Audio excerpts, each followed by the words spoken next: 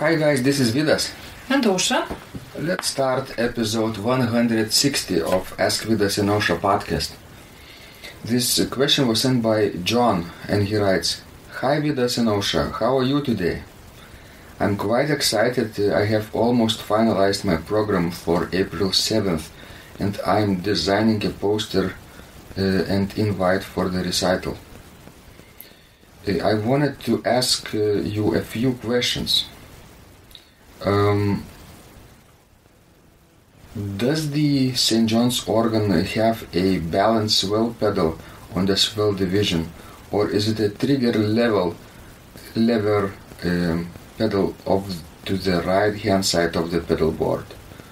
How heavy is the mechanical action? I remember one of your podcasts was with an American organist and he said it was the heaviest he'd played. How many people who might attend my recital would speak English? I'm guessing my poster and program need to be in Lithuanian and you would have to interpret any words I say.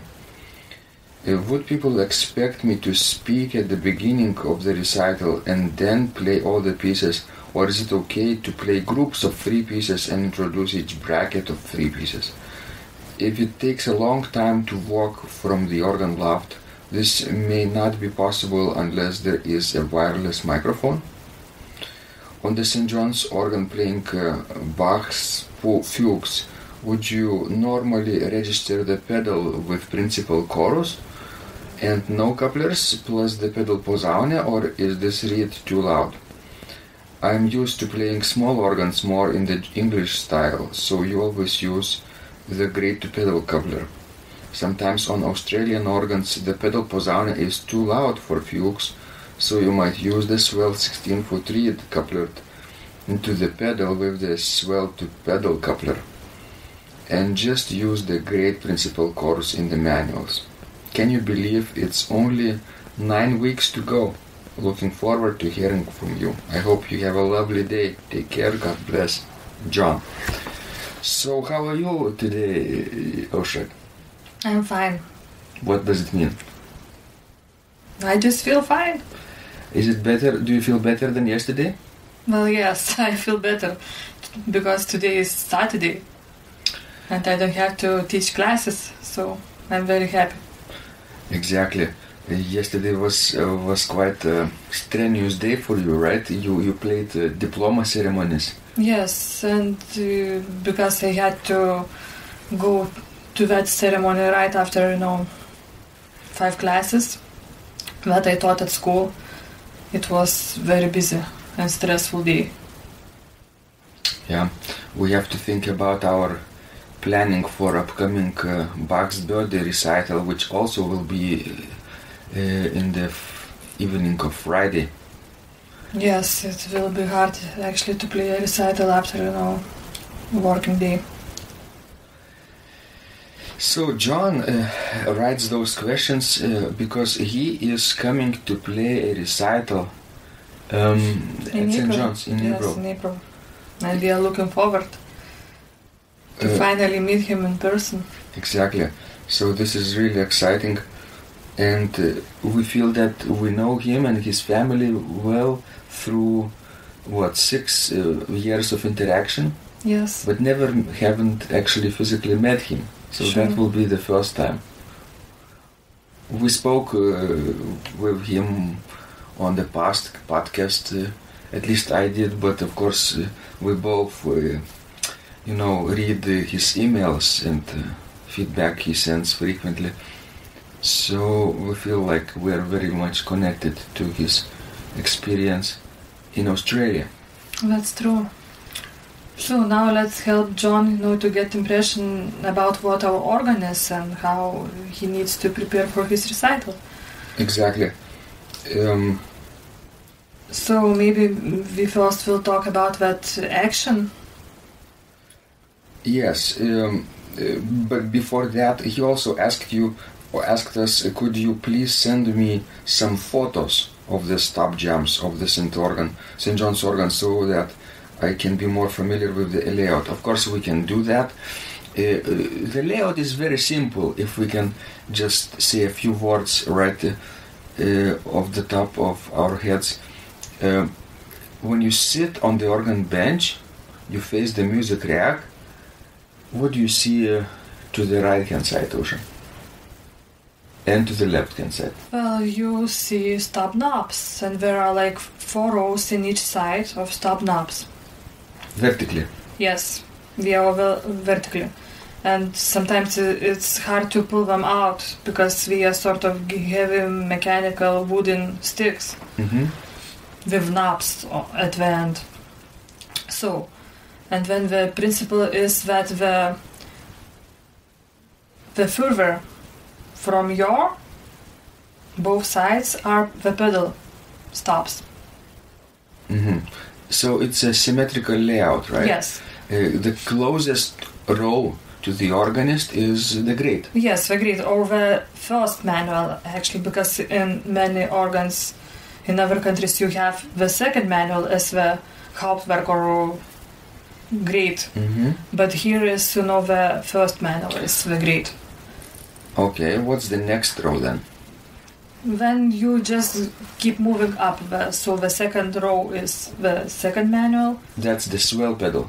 This Yes. swell box. Swell box. And our swell box is located right in the center, in the middle of pedal board. Between E and F notes Yes. of the tenor octave. And actually it opens fairly easily. It opens up when you Push down.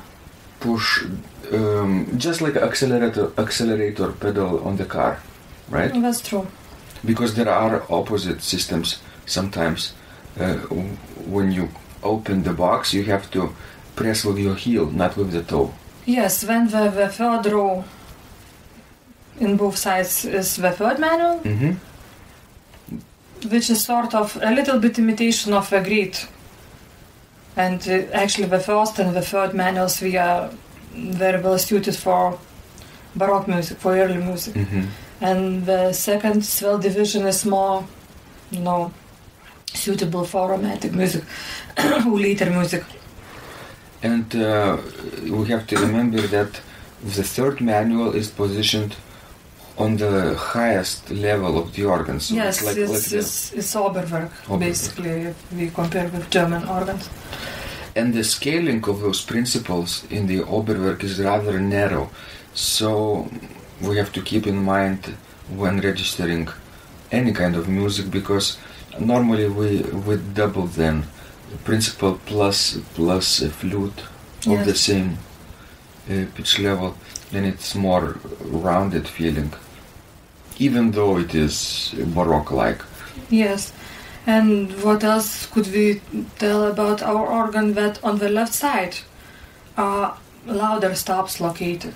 More principal? Yes, more principals, mixtures, and loud reeds. With the exception of Bombarde. Yes, and Undamaris is on the left side too. Yes, on the left side, which is a soft stop, but. And go ahead. And on the right side we have like string stops and flutes, softer reeds like oboe on the swell division, Vox Humana, and of course with exception of Bombarde, as you told. Bombarde is on the grade. So here on this organ we have 16 foot stops on every division. Yes, so you basically can, have a plano on each single manual. Of course, we have manual couplers too, but basically you don't have to use them. I don't think any actually of those, couplers are really needed for this instrument. But of course, you can use, them if you need them. We have pedal couplers and manual couplers. Yesterday evening, I just had a chat with an organist who will be playing a recital tonight, and he is going to play a lot of romantic pieces, including Sonata by Reubke on this organ, and he loves to play with couplers, and he, not complained, but was sort of a little bit worried that the action then becomes extremely heavy. Well, don't play such a repertoire on this instrument. Is highly unsuited for orchestra sonata or for, I don't know, Violin symphony. It could be done, but the result will not be satisfying. Unless you just love a big sound. Because especially, the Swell division is very heavy. Yes, because and you cannot play sonata by Roipke without Swell division. So I wouldn't play music like this. The tempo must be slower than, because of the acoustics also, 5 seconds of reverberation. I think it's like Brahms, Mendelssohn, Liszt sounds nice on our organ, but probably not the pieces beyond that. Not like Roipke or Verne or Frank. Early romantic music works well because of the Kirnberger free temperament, of course. Yeah, so for anybody who selects pieces for our organ, I would suggest that free accidentals are the top of accidentals that you choose your pieces to get the best result, of course. Yes. You can play anything on this organ, even volumina by Ligeti, but will you like the result? Will your listeners will enjoy the result? It depends, right? If you compare this organ with a real romantic organ, where you could play, German romantic or French romantic music extremely well, then this organ is more suited for the Baroque organ. But if you compare St. John's organ with neo-Baroque instrument, like we have several of those in Vilnius, then of course our instrument is superior to these neo-Baroque organs, even for the romantic music. That's true, because we have nice flutes and nice string stops, so you can do a lot of things, but probably not Roipke. Well, the actual advice would be to probably